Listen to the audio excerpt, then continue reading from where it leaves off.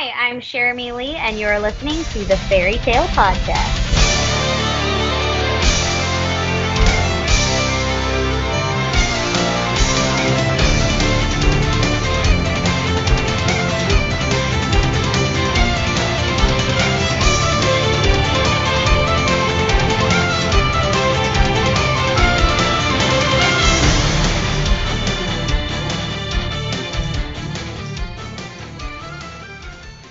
So, hi everybody, welcome to episode, I think this is by now 6 of Outside of Guild of Fairy Tale Podcast, and we got an extra special treat. We're going to talk about Korra.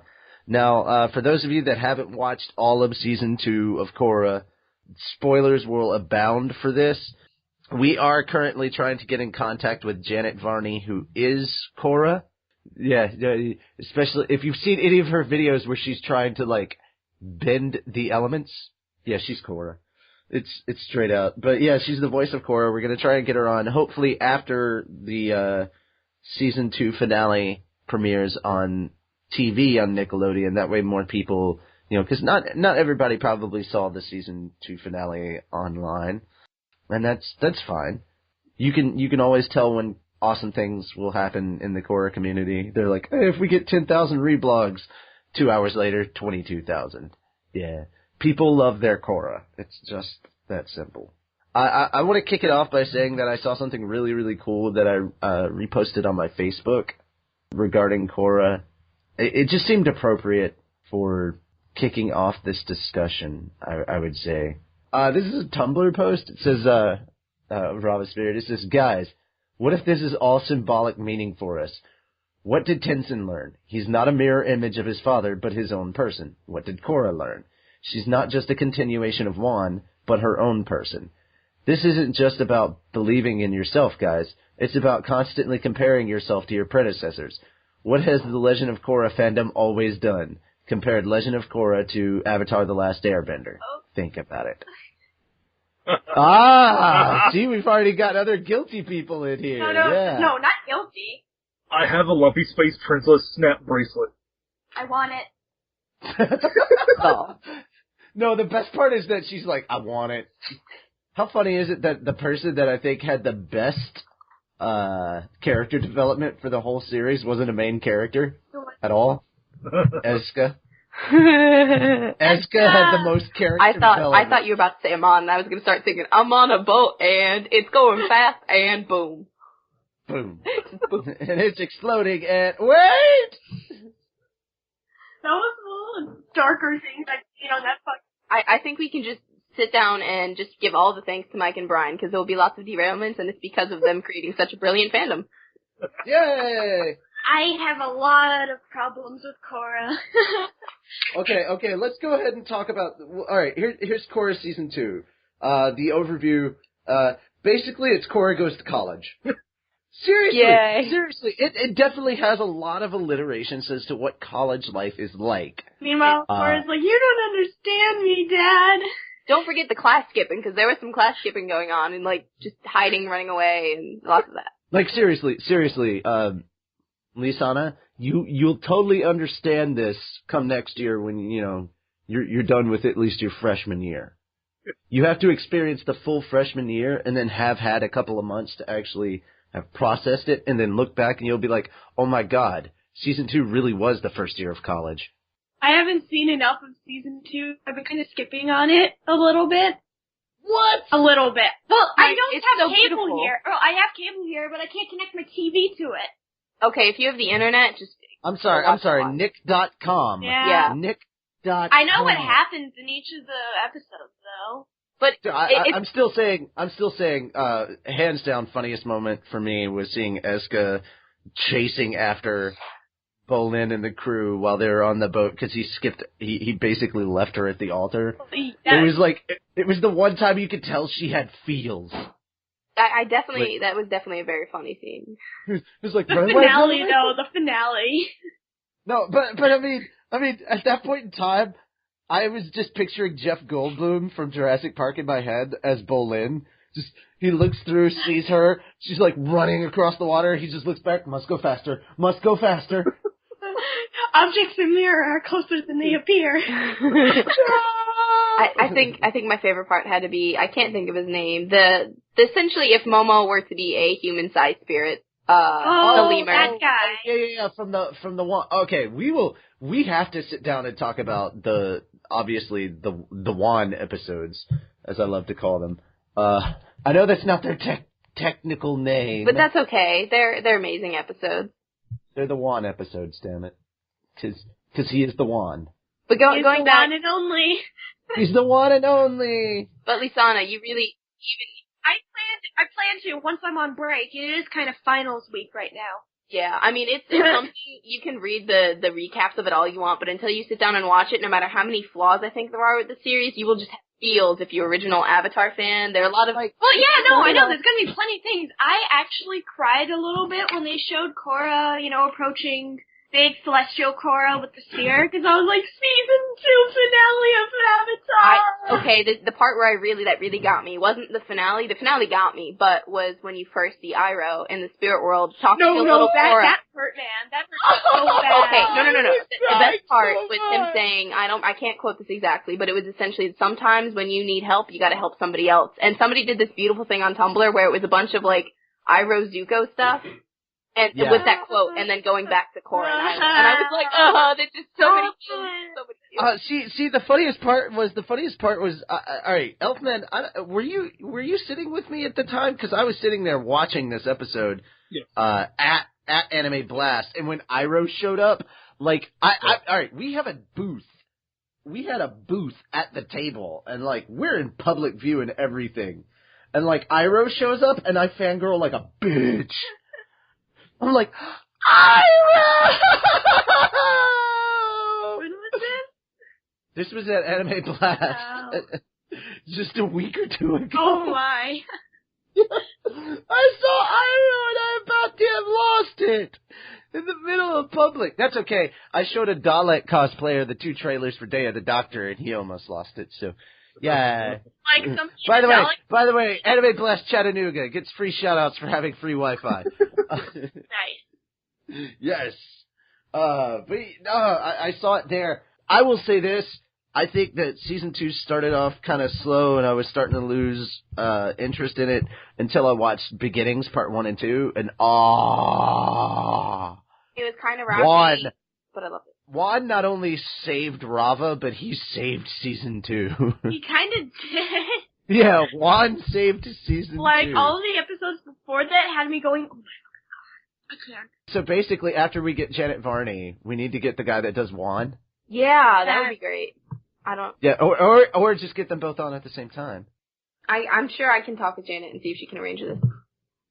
Okay, sure. I'll just be like, Janet, you gotta do it. It's gotta happen. Janet, we need Juan. We need the Juan. It's got to happen. And there have been, seriously, Juan is a really, really adorable and loving character, but please, people on the internet, stop with all the marijuana jokes. We get it. Are people seriously taking it to that level and be like, oh, it's such a hit? Marijuana? Really? Marijuana, yeah.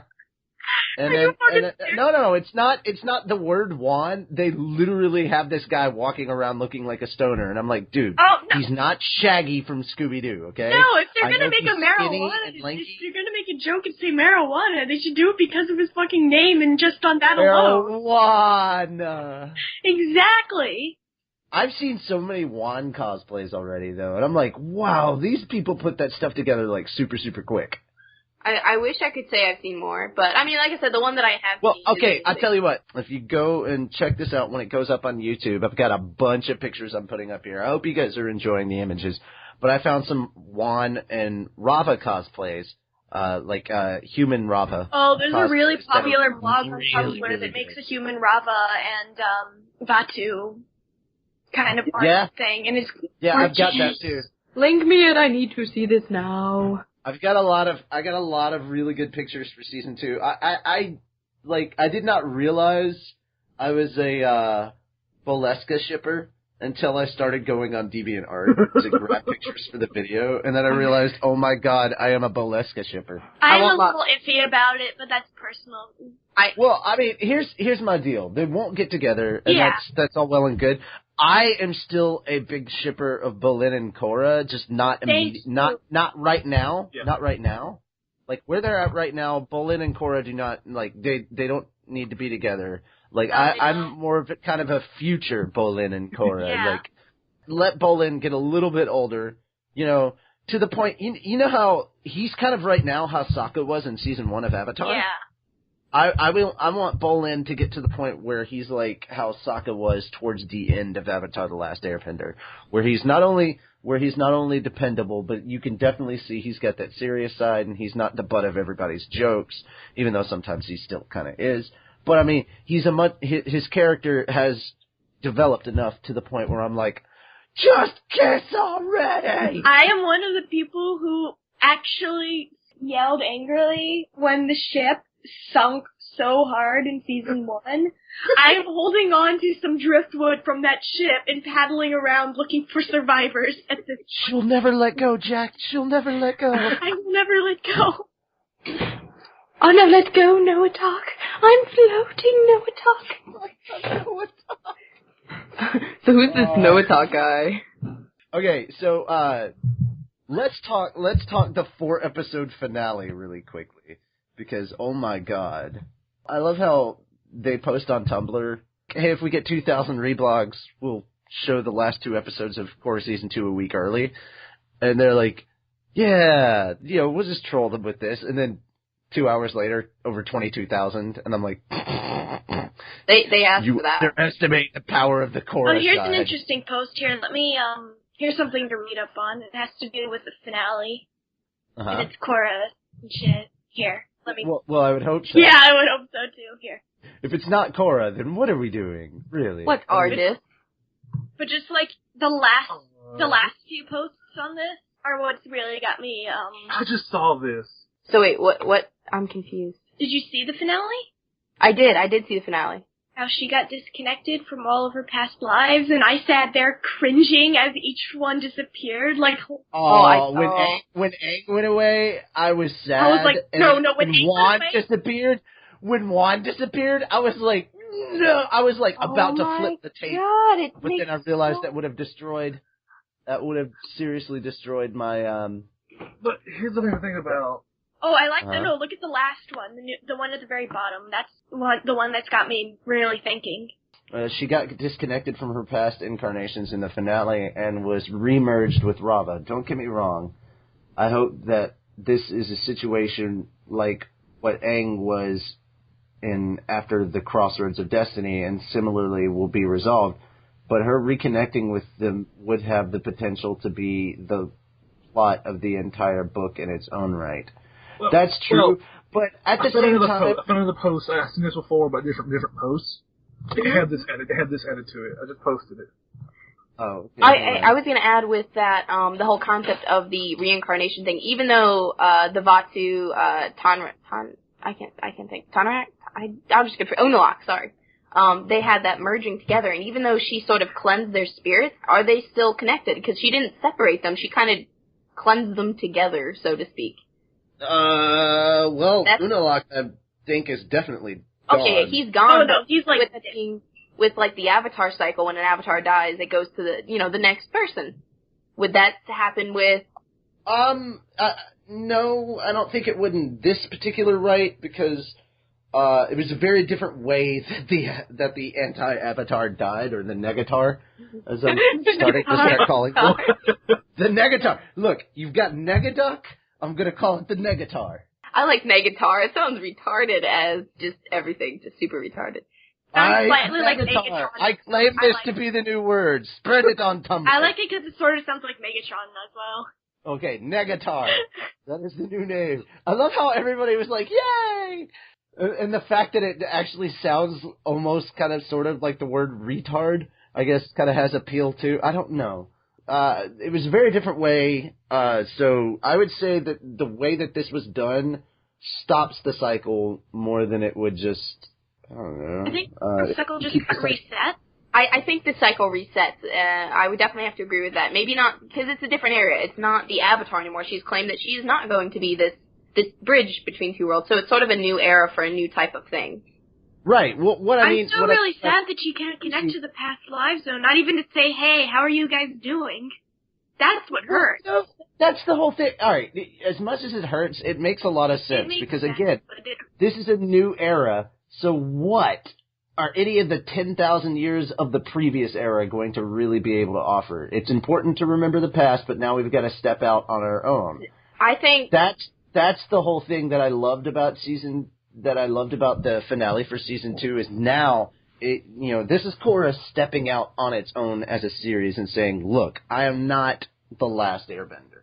I am, first off, I'm a waterbender, damn it. What I was going to add to that too is, my brain just died. Oh, with the changing sort of the cycles, or the avatar being what it is, and the merging of the spirit world and the human world, so to speak, and the fact that they can pass between each. Does that mean Iroh will just all of a sudden pop up? Or for case example, the Avatar's spirits reside in the spirit world. They showed, I don't know if it was a matter of showing Tenzin in his own reflection of what he saw his father, or rather his father, but often you'd find the previous avatars in the spirit world. So will they be around for that sense? Even though they're not connected, they now have the ability. I do go with that one. I would go with that one. Like, they would be in the spirit world. Yeah. I mean, now they have the ability to just walk freely into the human world. Because, I mean, look at Jinora. She was a spirit, but still in the human world. Well, she has a body in the material. Yeah. That's the difference. What I'm excited to see, they picked up a 3rd season, right? Oh, I remember they did. I believe they did, seasons. yeah. I'm really excited. They have to season 4? They contracted 3 seasons additional to season 1 when season 1 premiered and finished because it sold so well that they signed on 3 more because they only plan on doing 1 season. They have announced 3 seasons are going to be made, or 3 more seasons, additional ones, so 4 seasons in total. I'm just excited to see how things work now that the spirits are freely able to roam about, the material world. Can somebody get me Boomju? What? Can somebody get me Boomju? Boomy's little... Oh, yes. Furry foot. Oh my gosh, that thing. I just want to see some of the, spirits that Juan made friends with and come back and be like, hey, Korra, we were friends in your first life. Gamer buddy. Hey, Korra, you remember us? Yeah, from a couple episodes ago. I think the biggest thing to me was how much it kind of just it overshadowed Doctor Who's 50th anniversary in my mind. So I definitely got into the Korra mentality around the end of season 2. I was like, the start of season 2 was well done, Nickelodeon. Your move, Doctor Who. I think that was basically my Moffat mentality. actually leaving after this season? I don't know. I heard Smith is. Yeah, no, I know Smith is, and I heard that either Moffat plans to leave after this season, or that he's going to get kicked off after this season. We heard that. Pardon me. We heard that rumor too, but there's nothing official to confirm it now. I hope so, though. I'm really sick and tired of his writing. You know what? Everybody has their own. Yeah. So. When people bash on Legend of Korra, I get super defensive, no, don't do it. No, just don't. I don't care. Your logic isn't valid. There are a lot of problems that I had with Korra, though. In all honesty. Yeah. Okay, let's go through that. All right, we've talked about the good parts of Korra season 2. Let's talk about the negative side. You want the negative side? I got one. Yeah. Okay. So we will hand it over to Lisana the Negatar. Okay. I got one word for you. Mako. Mako's always a douche. That point isn't valid. Jerk bending. I mean, just his character in general is just so bad, and they tried to make him to be a good character, and he's just not.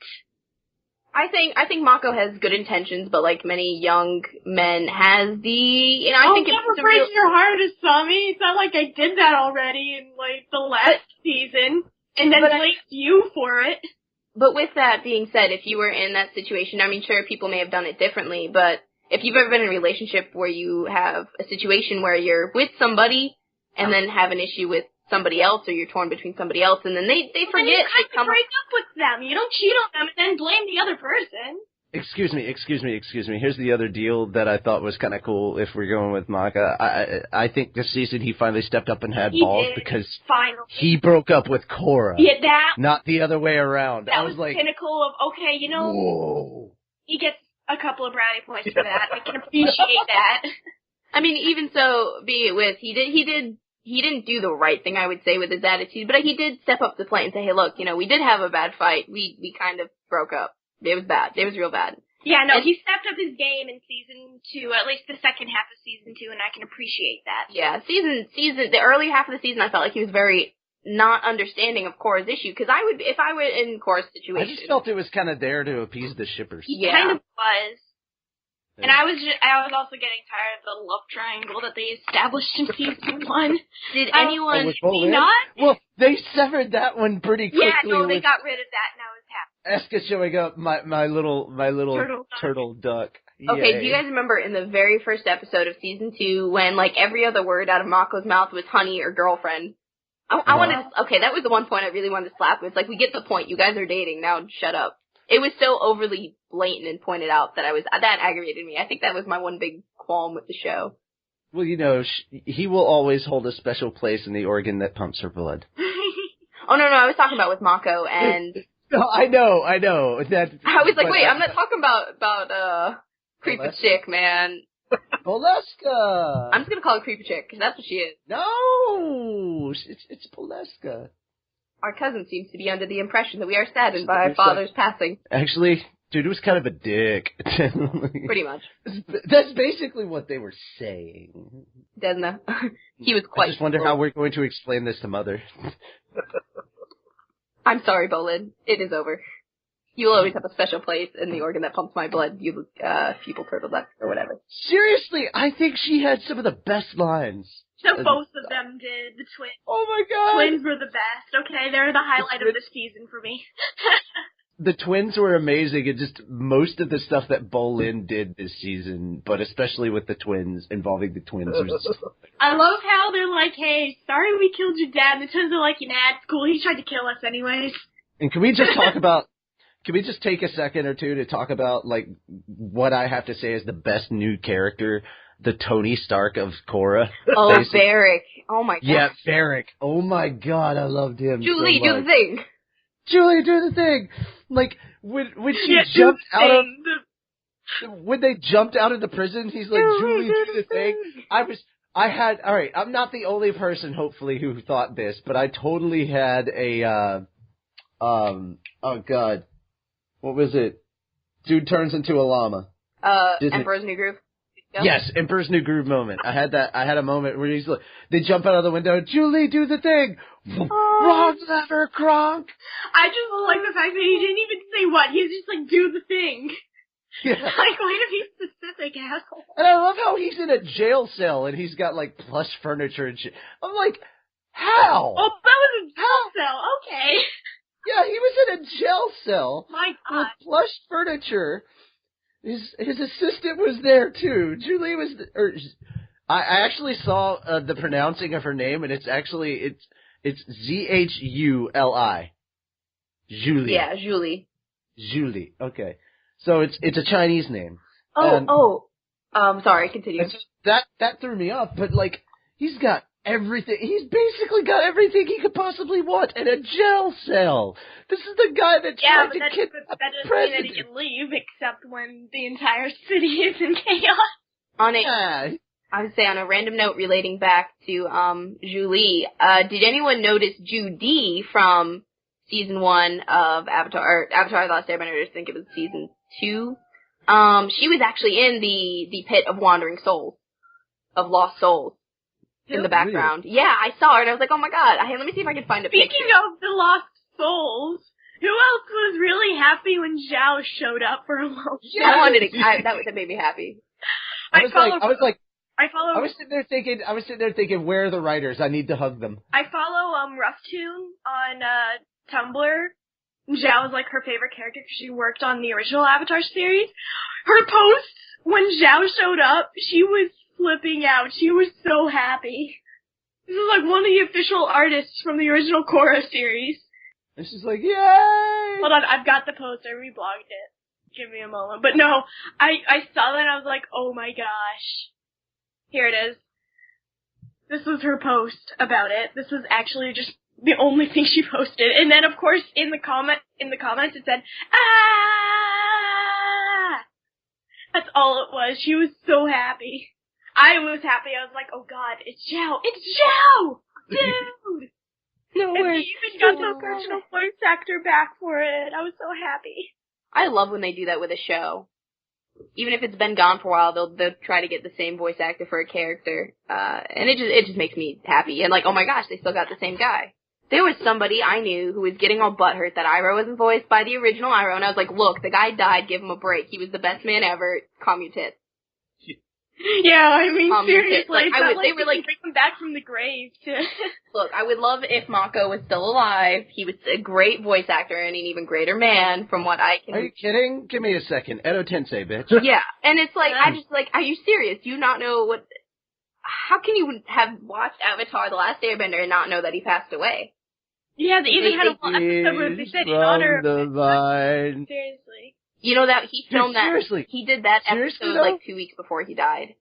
Right. Seriously though, every time the anniversary of his death comes up, I play that song. I learned how to play that song on piano after that, and I just cried for days. No. I mean, I love Iroh, and having him show up twice in season 2, because let's face it, Iroh is everyone's favorite uncle. Yeah. If you don't have Iroh as an uncle, there is a problem with that. Yeah. Also, there was one of those posts going around. You know how there's like the different personality types? It's like INSP or INFP or whatever. Mm-hmm. The one I had, I'm INFP, and in the chart that was Iroh, and I was like, fuck yeah! I love Iroh. I'm a tea-guzzling, happy-go-lucky, relaxed person who's like super wise and shit. So one of these days, we're gonna have to all get together at a con and play Pai Sho and just film. Pai Sho. I don't know. Nickelodeon has a rather good rundown of it real quick. Though it's the Avatar version of Pai Sho, but it was fun. I don't know how to play it either, so we're just gonna learn it. Like, we're gonna sit down and watch an instructional video and just, yeah. We should definitely learn the Avatar version, because you could just go on Nick and play it right now and it tells you how to play it. We're just totally gonna do it. Alright, I'm gonna cosplay Juan.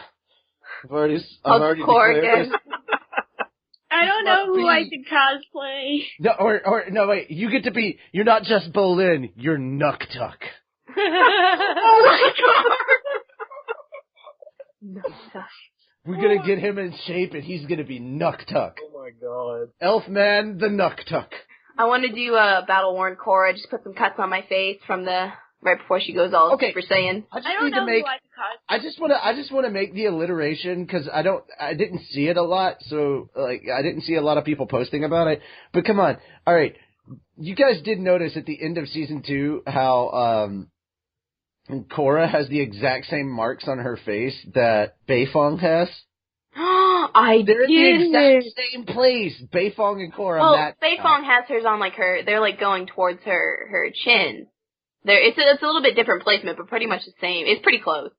I gotta look at it again, but I was thinking that when I saw it, I was like, why does that look so familiar? And then I went back and I was like, Beifong! And that's another thing. We didn't get nearly enough Beifong. I was really hoping there was going to be some Zuko, retired Fire Lord, in there, but there wasn't. I was hoping they some say that he's still alive, so maybe we'll see him in the next season. Yeah. I hope so. I'm sure they'll bring him around. Hear that, writers? More Zuko, damn it. Please. And you know what? Just tell Dante Bosco to do an old person kind of voice. It'll work. Just Dante Bosco using an older voice. Shit. Just age yourself. Yeah. Okay. Don't go Lethal Weapon with the voice. Too old for this shit. But yeah, everything else. On the topic of Zuko, how do you think, because I'm pretty sure he was devastated about it, how do you think if Zuko the character would have handled, how do you think he handled Iroh's death? Do you think that with the Fire Lord he would just close himself off or just kind of shut down? What do you guys think? If what? For Zuko when Iroh died, because that was like his father. No. I don't want to think about this. I'm not thinking about this. Oh, well, you know what? It was probably like the passing of a great man. I doubt he stopped and shut down or anything, but if anything, by the time that Iroh passed, he was probably to the point where he could have processed that and been like, I will work as hard as I possibly can and make the Fire Nation, I will do everything I can to live up to the the man that I held so dear. You know, he would use him as. I just see it as. I mean, now this is just wishful thinking on my part, so nobody has to agree with me. But the way I look at it is, he would have used Iroh and his death as encouragement. Yeah, because he knows Iroh wouldn't want him to be sad and moping around. Yeah, and Iroh died really old because they made a comment of Tenzin's, the last time he saw him was 40 years ago, which puts Tenzin probably about 20 years old. Because he's probably pushing, his 50s. Which even in comparison then to the age that Aang and all them had to be, he lived a good, happy old life because he was already old in Avatar: The Last Airbender. Yeah. So, I mean, you gotta think he was like... fucking immortal. He's a dragon, man. Yeah. How about Korra getting that dragon? That was pretty cool, too. He was like, who needs Naga? No, I'm kidding. I love Naga. Do you think that it's possible that we'll get more dragons in the future? Because, I mean, there was 2 dragons in season 3. We didn't find out what their genders were. Do you think maybe we can repopulate the dragon population? I think it's possible. No, they're asexual. They just split in half. It'll happen. More dragons. All the dragons. She's sitting here thinking, she's sitting here logically trying to work out, they need to have dragon babies. I'm a person who thinks about biology. I make creatures for a living, or plan to. We don't understand DNA like that. We don't understand dragon DNA. There are no dragons for us to talk to and work this out with. But yeah, oh my God, so much good stuff. I'll go with, I love the titles for, this season. Very deep. Rebel Spirit and Southern Lights for 1 and 2. Then you've got Civil Wars Part 1 and 2. There were a lot of Part 1 and 2s in this season. Peacekeepers, The Sting, and then you've got Beginnings, The Guide, A New Spiritual Age, and then of course we get to our last 4, Night of 1,000 Stars, Harmonic Convergence, Darkness Falls, and Light in the Dark. The last 2 episodes, though. But everything was just so well done as far as titling it, so that you kind of had an idea as to what we were going to be talking about from episode to episode.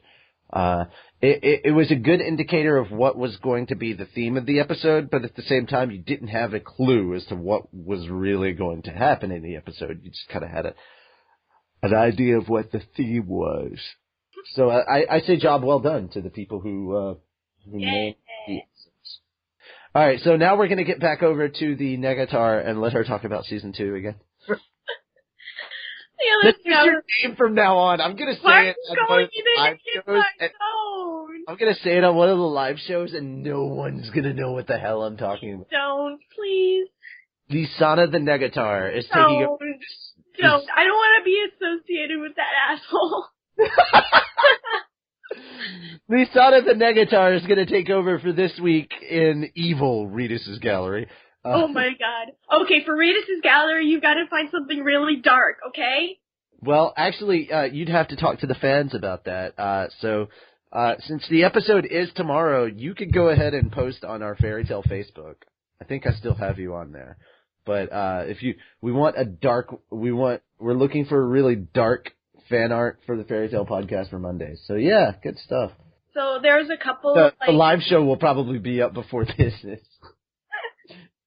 Probably. Yeah. So, back to me griping and being a grouchy old coot about this show. I mean, there are a couple of other things where I got really annoyed by it, but, I mean, now that the show has kind of settled down and I've had time to really look back at, some of it, I can understand a little more where things were going.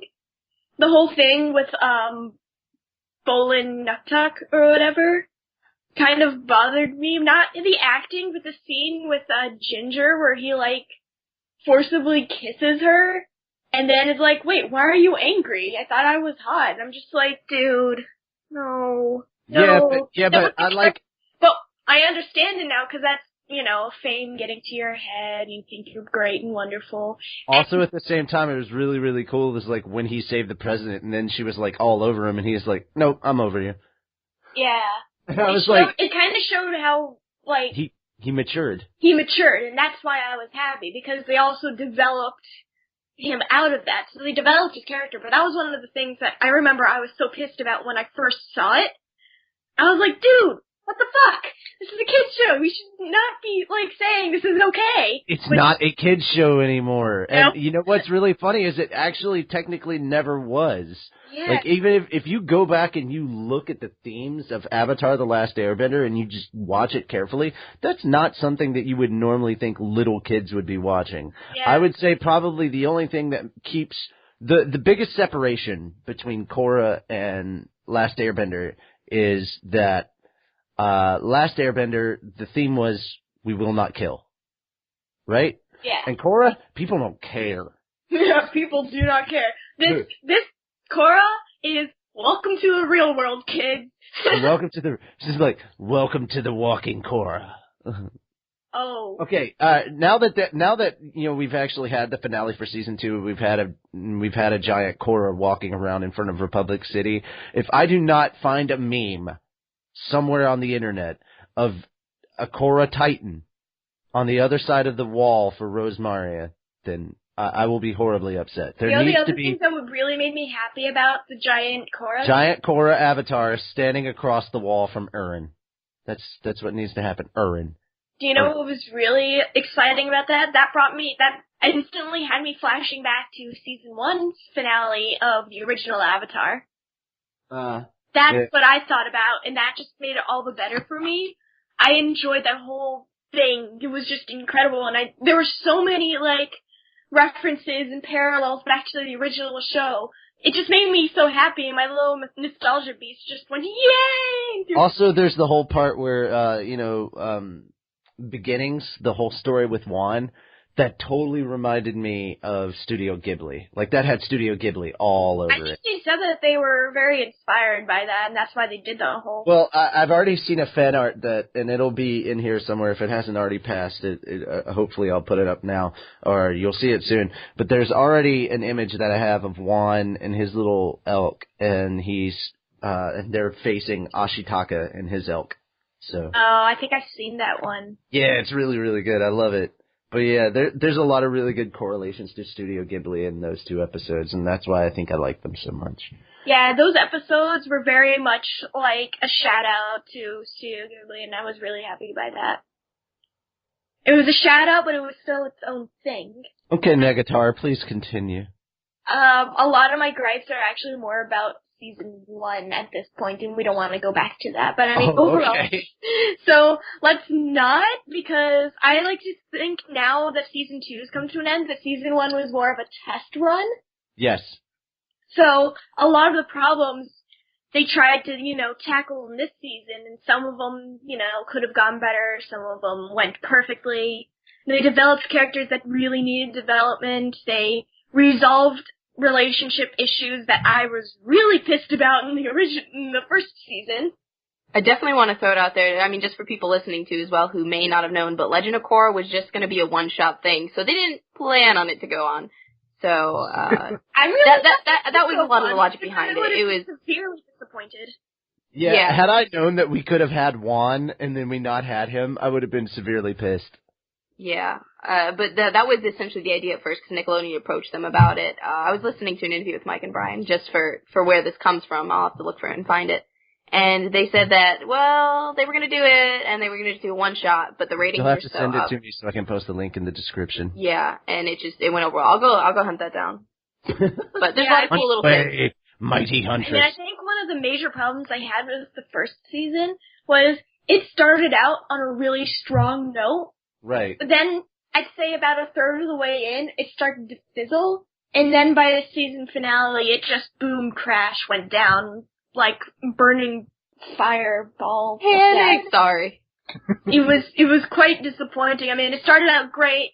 I was really looking forward to seeing how this abrasive, headstrong, stubborn-ass Avatar was gonna, kind of own up to her bad attitude, grow. And it just didn't seem to happen a lot, as we could see from the beginning of season 2, where she's abusing her Avatar state powers. So, one, she hardly grew, in season 1. And 2... She grew a lot in season 2. Yeah, no, she grew a lot in season 2, and that's what, season 1. I meant she didn't grow at all in, like, season 1. Why are we talking about season 1? I'm saying... I thought we were done with the Negatar. I'm saying that you said that, cause I was mentioning that, how I thought that season 1 was a test run, and then I'm explaining... Okay, I got you. So, I mean, that was one of the things I've got a whole bag of with your name on it. Oh, okay. Elfman. Let the other Strauss siblings speak. Dang it. Okay, I'm done. Yeah, let Elf Nichan talk. Okay. Alright. Sorry. Did you have anything you would like to say about Korra at all? I'm very passionate about I think Sister has said a lot. I get very passionate about She steals all the best lines. Alright, who's your favorite ship? Who's that too? That's a mean question. That's a mean question? Alright, in Korra, who's your favorite ship? Oh, well, I figured you meant Korra. I like Bora. Bora! Bora, Yes. Bora. We all love Bora here. I love it. No, I Escobo and Bora are really... I like how I it's like Escobo for him. I like how it's Escobo, and I call it Boleska. Yeah, I call it Boleska too. Yeah, well, that's what I see on Tumblr all the time. Esco's the top, okay? It doesn't matter! Escobo. This isn't boys' love, damn it. If you're doing this by who tops, then wouldn't you be fucking, like, Olin or something? Olin. Here. Oh, but I did see a fan art of a really good kind of, Boleska thing. You guys remember in season 3 where, Sokka had the rose in his mouth and he was waiting on... They didn't. And then Zuko walks in and he just eats the flower. I remember that they didn't. No, but there's a fan art of Bolin actually waiting. No, that's for what I mean. Eska. They didn't. No, they didn't do it in the, but somebody did a fan art. That's what I mean. Somebody in fan art. Yes, somebody in fan art did. And instead of Eska walking in, it's, it's her twin. Her twin! Yeah, Desna walks in and he just, eats the flower. He's just like... Beautiful. Yes! Again, I have this on my computer. It will be in the video. I swear to God, you guys just need to rewatch this when I put it up on YouTube, just to remember, first of all, some of the stuff that you guys said. And then secondly, just to see all the pretty pictures I throw in there. Bora really was my main ship. Bora, yeah. How many people were pissed when Mako and Korra got together? So much hatred, right? Yeah. I just was so mad. I was just so mad about it because I was like, in season 1, like, it didn't feel like the two of them earned being together. It just kind of happened. What, they didn't. Which one? Maka and Korra? Yeah. Like, it didn't earn. Nah, no, seriously, they just kind of the writers kind of just slapped them together and said, hey, they're dating now. And I was like, oh my gosh. Like, they didn't earn their relationship. Like, I don't know. No, I mean, anybody who sits there and tells me you have to earn your relationship, you've not been in a real relationship, because you have to work and fight and scratch tooth and nail. Like, you have to earn a relationship. It's literally what it is. You have to earn your relationship. I don't care if you're the guy, you're the girl, the uke, the seme, you earn your relationship. And let's face it. I was still in a relationship with Asami at that point. Yeah, no, exactly. That's why you didn't deserve it. You didn't deserve it in general, but... It doesn't matter if it's Bora, and it doesn't matter if it's Escobo. Bolin is always the uke. Bolin is always the uke. Like, seriously, you think the Avatar is gonna be the uke? Come on. It'd be the weirdest thing, though. And I don't know why this popped into my head, but it just did. And I probably could have said it in the first Avatar. But how horrible would it be if you're making love and then one of your past lives just pops in to say hello to your spouse? Oh my God. You just sitting there going out with Bolin, and then all of a sudden, Juan, and he's like, oh my God! And Bolin's like, what did I do, honey? He's like, this isn't Korra right now. My name is Juan. I'm a dude. And he just looks down. Like, okay, and then the next thing is he looks down, sees Korra's naked body, and he goes, I've got boobies! Because you know that would be Juan. That would totally be Juan. Like, let's face it. Kana? Yeah. If you could picture Juan looking down and realizing he was Korra, and if you were in the Juan mindset, you looked down and you saw Korra's fresh milk jugs, you would immediately want to play with them, would you not? Just as Korra anyways. Yes. So yes, I will have to answer yes to that. Yes. If you, all right, if you're on this call and you don't want to touch Korra's boobies, there is something wrong with you. See? Even the Negatar wants to cop a feel. So. Hey, they're nice. Look, Everyone's gonna get a hand in there. I'm sure. Jigglypuff. Nice tits she's got. Is that right? But no, there's no way she's not gonna be the Seme. Like, seriously, I don't care how over-demanding Katara was, Aang was still the Seme. Yeah, I just figured that making love is the wrong time to go into the Avatar state, though. Considering all the motions that a person is doing. Yeah, you might break somebody's spine with doing that. No, it's not necessarily just breaking the spine. Can you imagine, like, what would happen if, like, all the elements started bending during the process? That would be... The apocalypse happened because Aang went into the Avatar state while making Boomy. I just want to point out that Korra takes a step above. That's now going to be my new term for, like, dissex. We're just going to call it the elements? No, I'm going to call it making Boomy. Oh my god. Making Boomju? We're going to go make some Boomy. And it works for girls and guys. We're going to go make some Boomy. I think I'm gonna go make some Boomju. Boomy Jr. Boomy Jr. So how did everyone feel about Korra taking a step above, just bending anything, and like, I'm too cool, I'm gonna bend my chi? I definitely like the Super Saiyan, screw your bending rules. I did like the idea of, like, she's able to, like, channel the spirits, like, her whole thing where she could, like, bend a spirit back to good. I like that idea. That was an interesting concept. And that there were spirits that she could not do that to, and that she could get interrupted on that. I thought that was really, really cool. It definitely felt like the stakes were a lot higher for the situation with the bad guy this time. Yeah, no, seriously though. Yeah. Like, he actually felt that's not to say that a bloodbender that can take your bending away isn't scary. Yeah, but this one was even more of a threat because he was threatening, like, the entire world and the entirety of the spirit world simultaneously. Benders and non-benders alike were all threatened, and kind of the same in the last one, but not nearly to the degree. And on top of that, it was just such a major compilation of such events that was like, how are you going to come out of this? There's no way you can do anything now, Korra. You botched this one up. But even against all odds, like literally against all odds possible, it just happened. Plus, I like all the fighting that happened in the spirit world. Oh. And it was so nice to finally get to hear the Avatar theme come back when Juan and Rava, like, formed together. We are now one, and, like, hearing the Avatar theme for the first I liked, it was such a beautiful reprise of that song. I just wanted to cry. I was tearing up. It was like, oh my god, that song. I gotta give a tip of the hat to Jeremy Zuckerman. A huge tip of the hat, if you were, in fact, because I think he is, the guy that did the music for season 2, because he did the music for season 1, and I loved the music for season 1.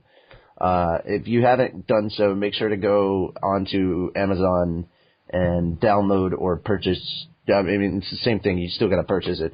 Download or actually get the CD sent to you for the Legend of Korra soundtrack. It's amazing. It's a must-have for any Geeks collection. Do it. The music was so good. I can't wait for the season 2 OST to come out. I'm really looking forward to that. So back to Escobo. Speaking of Escobo, I have a picture for you, lovely lot, in this chat. And this is how I feel about just everything with Legend of Korra. Just everything. Yeah, I've got the essay too.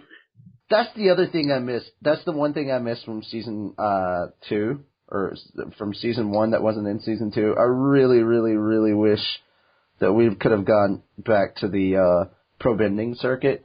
I know, I love pro bending. But at the same time, I think we got a good kind of nod to that as well when Bolin was fighting with all the frickin' waterbenders, I think they were. Yeah, there were 3 waterbenders. And you had the announcer guy that was sitting just in the crowd with everybody else, and then he started announcing the fight, and I was like, yes! He can't help it! He can't! He really can't! And he just started announcing it, and I was like, perfect. This is perfect. Like, Bolin's rise to actually, like, Bolin actually becoming the hero that he was playing on screen was all narrated by the announcer, and I thought that was amazing. That was pretty epic. Well played. I see what you did there, writers. See what you did there. I mean, there's so much stuff to talk about, but I kind of want to save some stuff for, like, when we do our interview. Yeah. So. As always, please check out and make sure that you not only like, subscribe, and comment, but also share with your friends. That's the best way to get this show out to everyone and let them know what's going on. Make sure to share with your friends.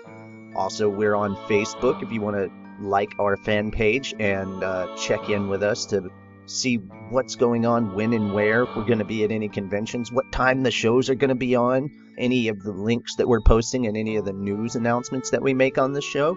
Those will most likely be posted on Facebook, and we're going to try and share the love of Fairy Tail as a community, and it's really easy to do that. Go to facebook.com/fairytailpodcast. If you want to follow us on Twitter, our Twitter account is linked to our website as well as our Facebook page.